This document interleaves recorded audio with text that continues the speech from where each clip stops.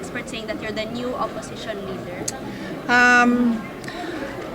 Hindi kasi ako sa trabaho ko at sa pagkatao ko at sa prinsipyo ko, hindi ako gumagalaw for the administration, for the opposition, or kung ano man yung politika na yan.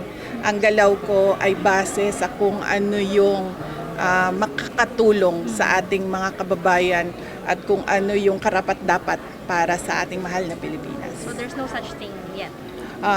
Sa politics, wala. Ang gawa natin ngayon ay ito, ang pagtutok sa transition, turnover ng Department of Education at ang ating pagpapatuloy ng mga proyekto sa ilalim ng pangalawang Pangulo ng Pilipinas.